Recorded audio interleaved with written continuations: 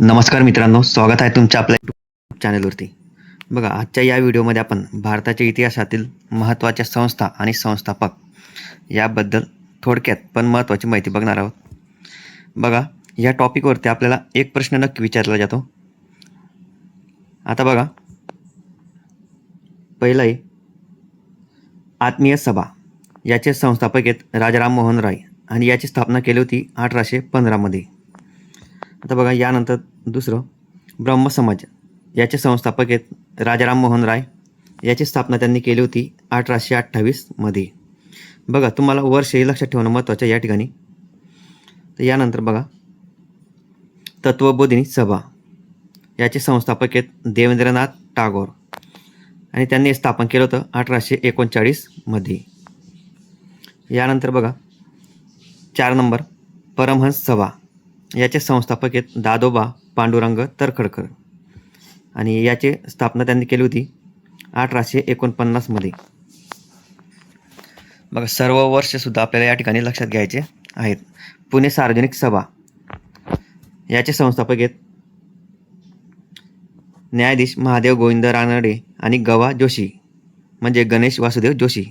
त्यांना जे आपण सार्वजनिक काका म्हणून सुद्धा ओळखतो, गवा जोशी यांना. ओके. यानंतर बघा, 6 नंबर सत्यशोधक समाज.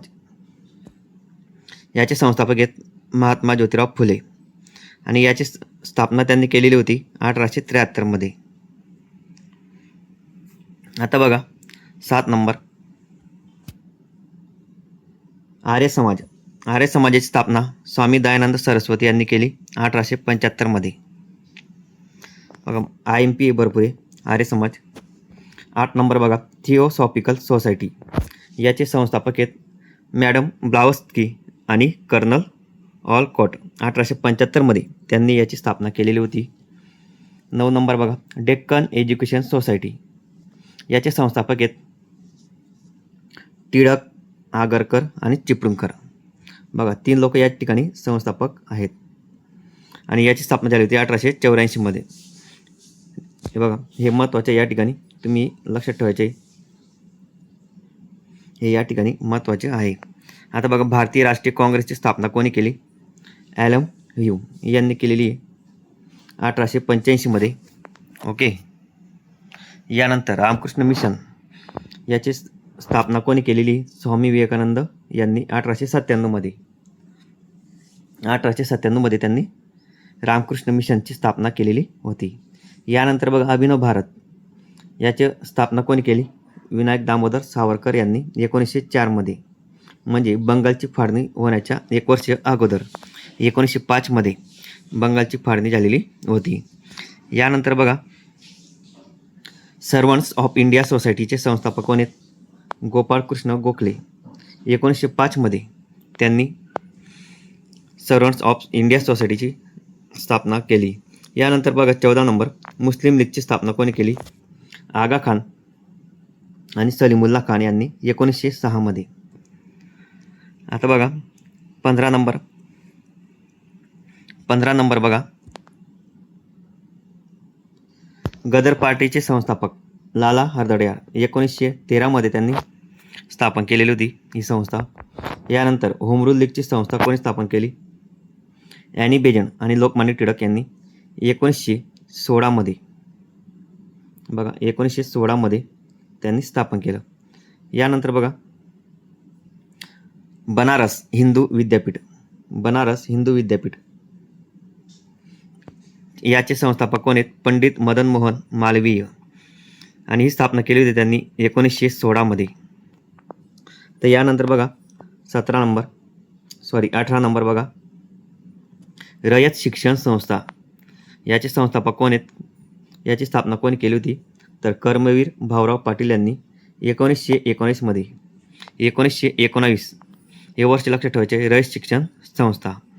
यानंतर बघा, स्वराज्य पक्षचे संस्थापक कोण आहेत? स्वराज्य पक्ष संस्थापक आहेत मोतीलाल नेहरू आणि चित्तरंजन दास. 1923 मध्ये. 1923 हे वर्ष या ठिकाणी लक्षात घ्यायचे आपल्याला, हे या ठिकाणी लक्षात घ्यायचे आहे. महत्त्वाचे, 1923 मध्ये स्वराज्य पक्षाची स्थापना झालेली होती आणि कोणी केली ती? मोतीलाल नेहरू आणि चित्तरंजन दास यांनी. यानंतर बघा महत्त्वाचे अजून बहिष्कृत हितकर्णी सभा याची स्थापना कोणी केली? डॉक्टर बाबासाहेब आंबेडकर यांनी 1924मध्ये. बहिष्कृत हितकर्णी सभा डॉक्टर बाबासाहेब आंबेडकर यांनी 1924मध्ये. आता बघा हरिजन सेवक संघ याची स्थापना कोणी केली? महात्मा गांधी यांनी 1932मध्ये. 1932 लक्षात घ्यायचे. महात्मा गांधी हरिजन सेवक संघ.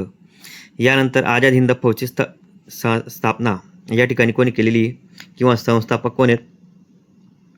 रासबिहारी बोस आणि सुभाषचंद्र बोस 1942मध्ये. आझाद हिंद फौज लक्षात ठेवायचे. रासबिहारी बोस, सुभाषचंद्र बोस 1942मध्ये. यानंतर बघा शेवटचं पीपल एज्युकेशन सोसायटीची स्थापना कोणी केली किंवा याचे संस्थापक कोण आहेत? People education society doctor Babasaheb Ambedkar 1945मध्ये त्यांनी याची स्थापना केलेली होती. आता बघा मित्रांनो, आपला व्हिडिओ आवडला असेल तर नक्की लाईक करा. बघा नक्की लाईक करा, म्हणजे येणाऱ्या व्हिडिओची लिंक तुम्हाला तुमच्या यूट्यूबवरती ऑटोमॅटिक तुम्हाला भेटेल. बघा आज सबस्क्राईब करा, म्हणजे आपण ज्यावेळी एखादा नवीन व्हिडिओ अपलोड करू त्यावेळी तुम्हाला तो व्हिडिओ तुमच्या यूट्यूबच्या स्क्रीनवरती दिसेल. तर चला पुन्हा भेटूया अशाच नवीन व्हिडिओमध्ये. धन्यवाद.